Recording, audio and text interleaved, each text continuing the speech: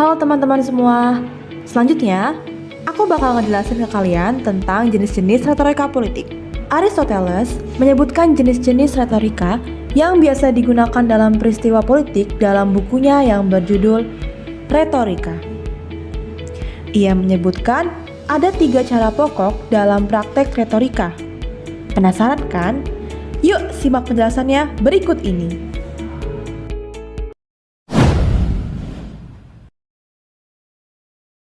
Tekad kuat untuk mewujudkan Indonesia maju tidak boleh surut. Retorika deliberatif adalah jenis retorika yang digunakan untuk membahas keputusan atau tindakan tertentu yang akan diambil di masa depan dengan membahas kebijakan publik atau isu-isu yang berhubungan dengan tindakan politik. Tujuannya adalah mempengaruhi orang-orang dalam masalah kebijakan pemerintah dengan menggambarkan keuntungan dan kerugian serta cara-cara alternatif. Salah satu contoh retorika politik deliberatif yaitu pada saat Sri Mulyani, yaitu Menteri Keuangan Indonesia, menyampaikan pernyataan saat pemerintah menaikkan harga BBM dengan argumen pengalihan subsidi untuk pembangunan infrastruktur.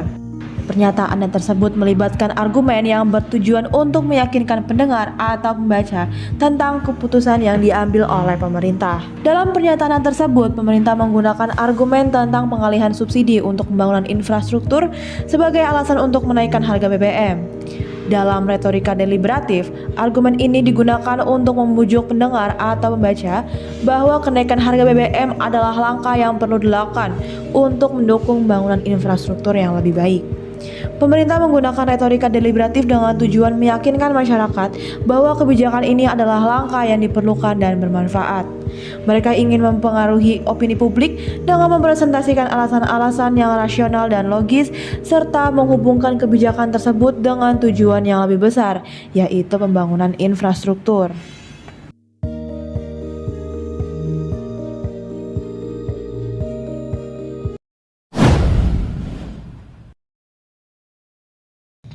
Banyak media massa yang meliput sejak awal hingga akhir kunjungan saya dan bahkan disiarkan secara langsung yang menjadi materi pembicaraan di Kepulauan Seribu. Selanjutnya adalah retorika forensik. Retorika forensik adalah jenis retorika yang berfokus pada apa yang terjadi di masa lalu sebagai upaya menunjukkan rasa bersalah atau tidak bersalah, pertanggungjawaban, atau ganjaran pada seseorang yang biasanya dilakukan dalam proses persidangan. Salah satu contoh retorika politik forensik adalah pada saat Basuki Cahayapurnama atau yang biasa disebut sebagai Ahok ini membacakan nota pembelaan pada ruang persidangan karena kasus penistaan agama pada 2016 silam. Retorika forensik merupakan seni atau teknik berbicara yang digunakan dalam konteks hukum, khususnya dalam persidangan, yang tujuannya adalah untuk meyakinkan juri atau hakim dan membela atau menuntut suatu kasus. Penyampaian nota pembelaan harus dilakukan secara jelas dan terstruktur agar dapat mempengaruhi pendapat juri atau hakim dalam membuat keputusan.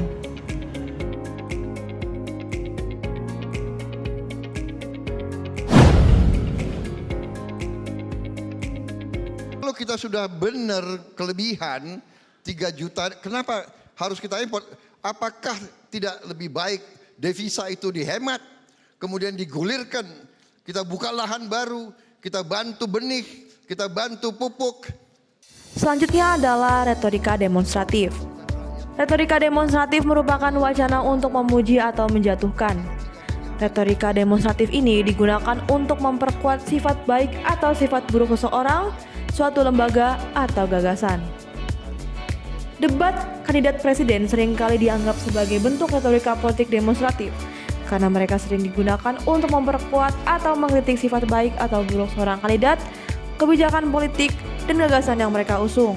Dalam debat kandidat presiden, setiap kandidat akan menggunakan retorika atau keterampilan berbicara untuk mengesankan pemilih dan mempengaruhi opini mereka. Mereka akan menggunakan argumen, fakta, dan statistik untuk menguatkan pandangan mereka dan meyakinkan pemilih bahwa mereka adalah pilihan yang terbaik. Retorika politik demonstratif dalam debat kandidat presiden biasanya mencakup penggunaan gaya bahasa yang kuat seperti metafora yang menggambarkan kandidat atau kebijakan mereka dalam cahaya yang baik atau buruk.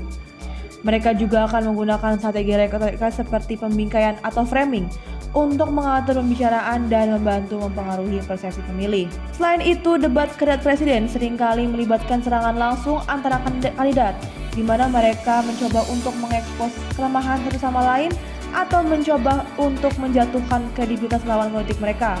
Ini dapat mencakup penggunaan retorika negatif atau seringan pribadi untuk mencoba membentuk opini publik tentang lawan politik. Secara keseluruhan, debat kandidat presiden seringkali merupakan forum di mana retorika politik demonstratif digunakan untuk memperkuat atau merusak citra kandidat, lembaga politik, dan gagasan yang mereka ajukan. Tujuannya adalah untuk mempengaruhi pemilih dan mendapatkan dukungan untuk kandidat atau kebijakan tertentu.